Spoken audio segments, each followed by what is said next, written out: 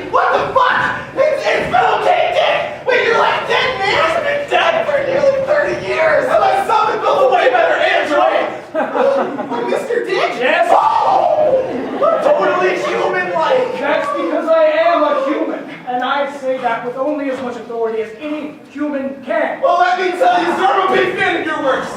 I want to be truthfully honest, I'm a big fan of you. Okay, so crazy story. It all started in Chuck E. Cheese with the problem of satisfyingly integrating food with animated entertainment, but then it became so much more. You see, my friends and I, we work in the electronics/robotics industry, and our most recent project was to build the most human-like android to date. Yeah, you know, one that talks and understands, recognizes the man does. Ooh, ooh, ooh. I love in Blade Runner when Decker's talking to Tyrell, and he's all like, how many questions does it take to spot a replicant?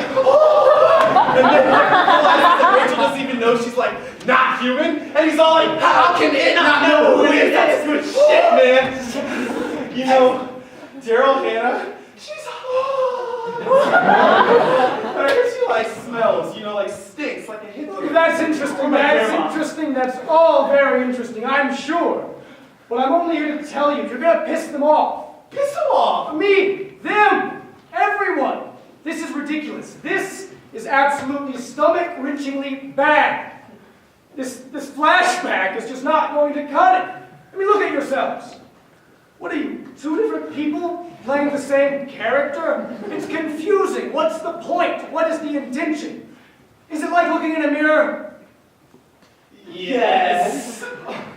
You cannot be serious. The head, the face, the eyes, the skin. It's like a Martian to a goddamn kitty cat.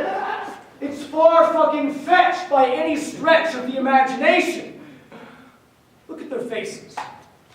Look, they're scrunched up in little knots of confusion. Yeah, but we didn't really look. I love a puzzle. I love a long and arduous puzzle. Not a physical puzzle, but a mental puzzle. A puzzle that makes you think.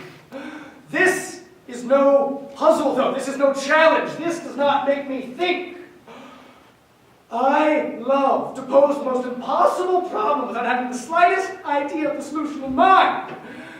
Look, people think that sci-fi is for high schoolers and imbeciles, but it's not. My work is confusing, yes, but it's good confusing. Think about Valis. You know Valis.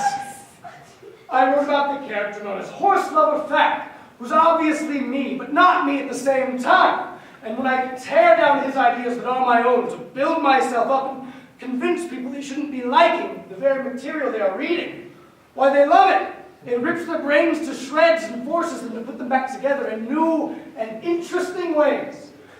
Your work, on the other hand, short-circuits the brain and oozes strings of drool out of the corners of the mouth.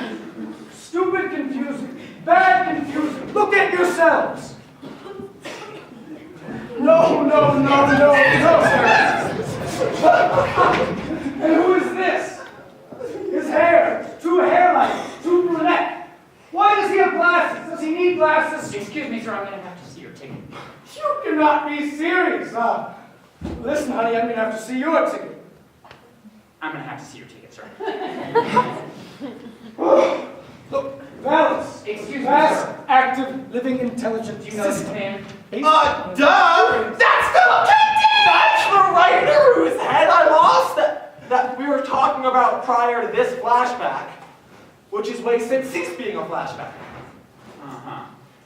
I don't know what any of that means, but could you tell your friend to sit down and behave like every other normal passenger aboard this aircraft? I hate to say it, but Mr. Dick is acting like a real difficult customer. And why did you go? Toothpicks, aren't you in your seat? I'm sorry. No. This is exactly what I'm talking about. You're dressing up as one person and you're not. Oh, Christ, we're sitting in the same seat. All right. This whole mess of a performance is going to be about me.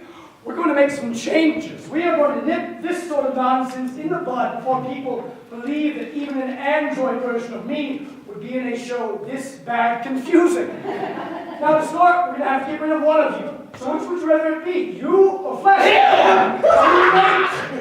Flashback you is now you, and we won't be needing you anymore. So, could you please step into the overhead compartment?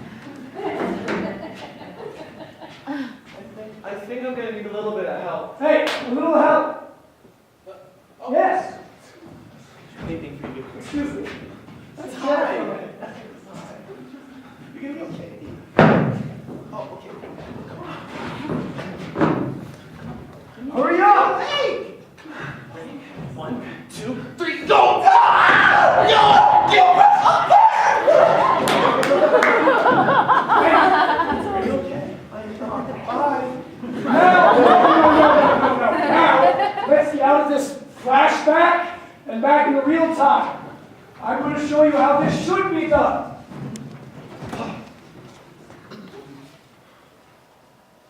Welcome, and thank you for flying with Southern Hemisphere's International Travel.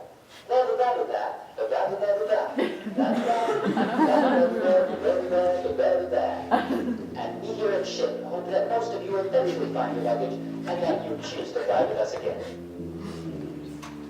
Do you hear that? Oh, the horn sound? Yeah, of course!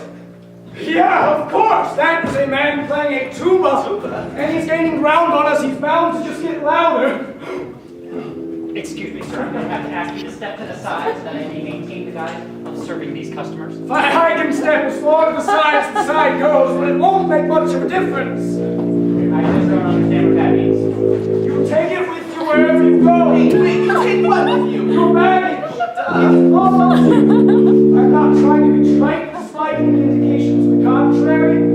I don't know what more particular things are. Oh, like it's But I can assume something vague and uninteresting like not being breastfed long enough. I'm, as you can hear, include a man who plays a tuba. Mr. Dick! Where are you? Please! Philip, where are you? What is really sweet? Have you seen Philip? It's sitting there.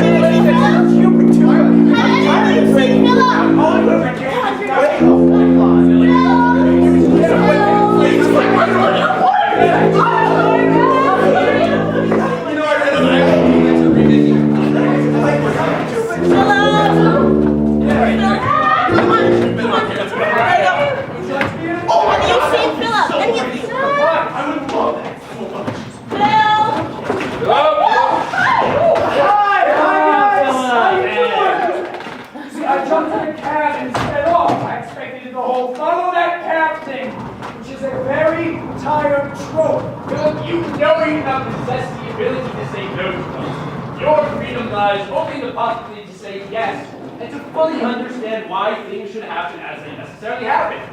One's freedom, not just my freedom, Spinoza. You have this terrible habit of making it seem like I have a particular quirk which is not shared by the rest of the world. I know it's not what you believe, and it irks me. You see, I've been lugging around musicians ever since my days as a radio DJ. That local hour that you did? Yes, all-time local classic hour. Anyway, somewhere along the line, they became quite the philosophers. Well, two of them at least. Wanda just thinks she's a fern, which I suppose has its own little philosophical bent to it.